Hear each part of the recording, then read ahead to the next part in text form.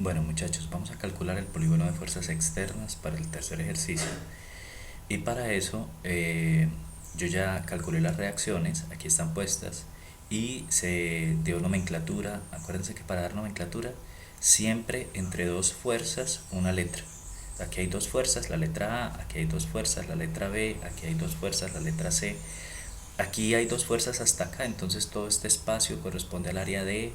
Aquí hay dos fuerzas hasta acá, en todo este espacio corresponde al área E. Y luego internamente, ¿vale? Entonces nos dice, para ir de A a B, usted tiene que subir 30.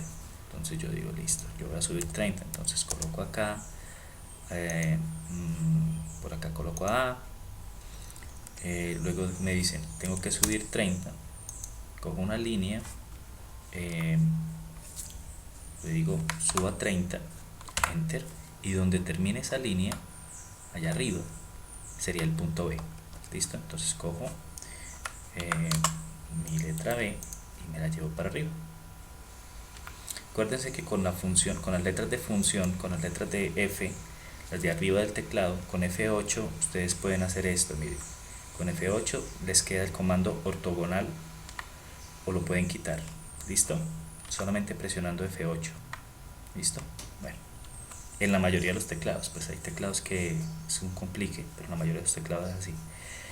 Listo, para ir de B a C tenemos que movernos 10 hacia la derecha. Entonces venimos hacia acá, 10, ¿sí?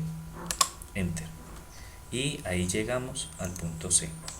Entonces copiamos la letra C, nos la llevamos para allá, ahí estamos en C.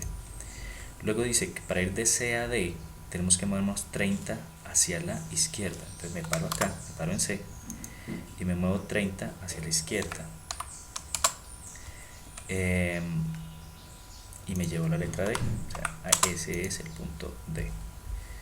Listo, dice, listo, para ir de D a E, muévase 20 hacia la derecha. Entonces me paro en D y me muevo 20 hacia la derecha. Miren que voy a terminar, o sea, el punto D va a terminar 20. Va a terminar en el mismo punto B, no importa. Dos letras, dos puntos pueden compartir 1, 2, 3, 4, 5 letras, no hay ningún problema. Entonces, en este caso, E y B están en el mismo punto, ¿vale?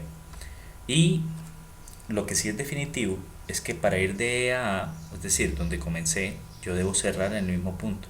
O sea, si yo bajo aquí 30 y no termino en A, el ejercicio está mal. Si bajo 30, estoy parado en E y me dice baje 30 para llegar a... Si bajo 30 y llego a A, está bien. Entonces miren, ahí están los 30 y ahí me cierra el ejercicio. Eso quiere decir que el cálculo de reacciones está bien hecho, ¿vale? Muy bien.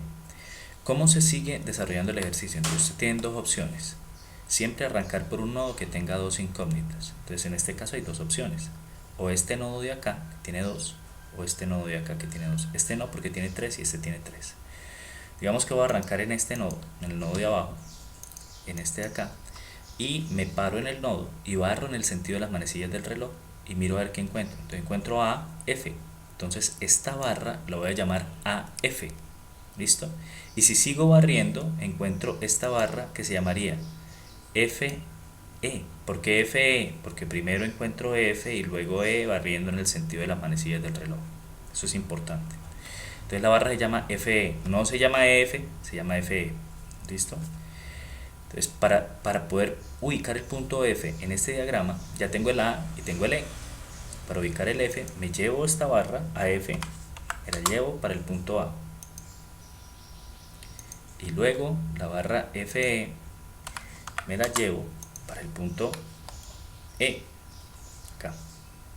Donde se corten las dos barras, donde se corten esas dos, ese sería el punto F. Entonces, ¿dónde se irán a cortar?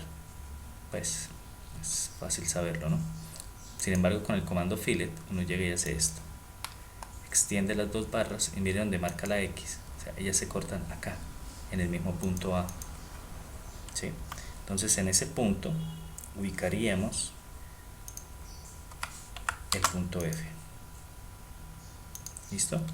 Y así sucesivamente. Luego podemos venir por este nodo, llevarnos esta barra para C, esta barra para D, y donde se corten, ahí sería el punto G. Y así sucesivamente. ¿Cuánto vale en este caso? voy a cortar esto que quedó salido.